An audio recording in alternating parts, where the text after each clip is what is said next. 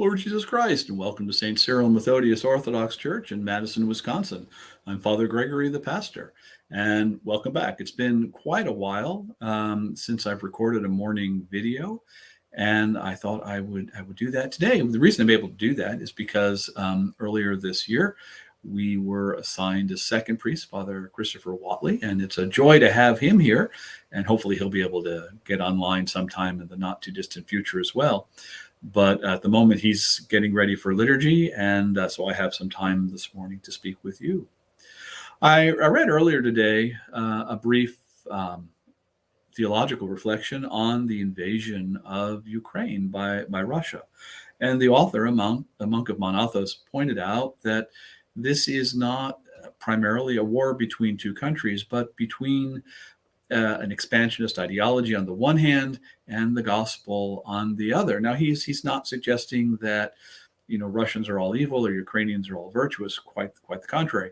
But what he is saying is that there is something fundamentally antithetical to the Orthodox understanding of the gospel in the use of coercion or force. There is nothing which is further from the spirit of the gospel, the letter of the gospel, than to try to compel other people to believe. And his argument, the author's argument, is that, in fact, that's what Russia is trying to do, to co-opt or coerce the church in Ukraine, the Orthodox Church in Ukraine, to come under the authority of the Moscow Patriarchate, and so by extension, the Russian government.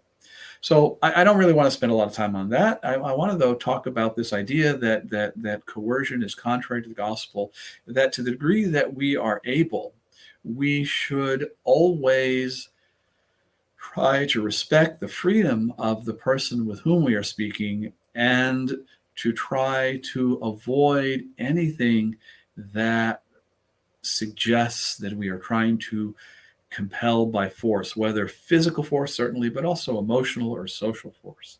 And that's always somewhat difficult because, of course, that depends upon the individual with whom we are speaking. For some people, any suggestion that there is a right or a wrong, or that there's a normative understanding of the gospel, is already to be considered coercion. And so for those individuals, it's very difficult to speak with them. But for most people, they understand when we are trying to pressure them to do something. And as Orthodox Christians, we have to avoid that at all costs.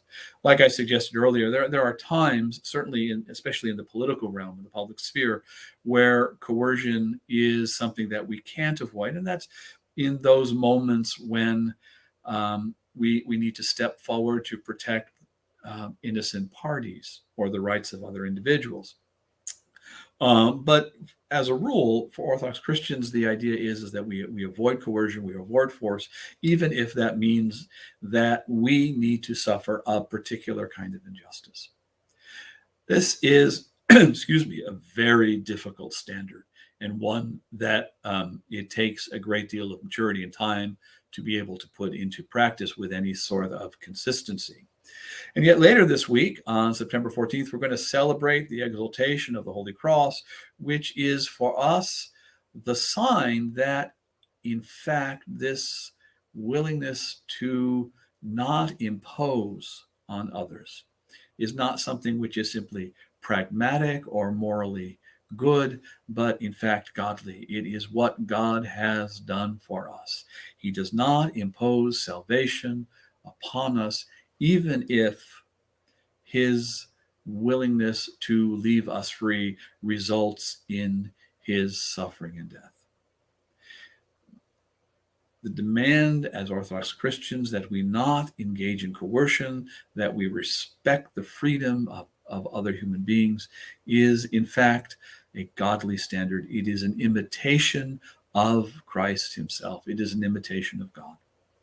So what about you? Is this a standard that you think you can live up to? I know it's a standard that I want to live up to and that I often fail to live up to, but that's why we have confession.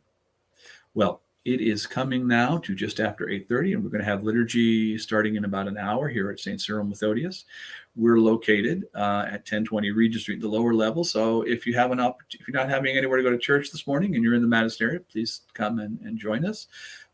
If you like this video, you want to see more videos like this, please leave a comment either on YouTube or the Facebook, or on our Facebook page or my Facebook page, and hope to get a chance to meet you in person. Well, God bless everyone, and have a very good day, as they say here in the Midwest. And I'll hope to talk to you soon. Take care. God bless you. Bye-bye.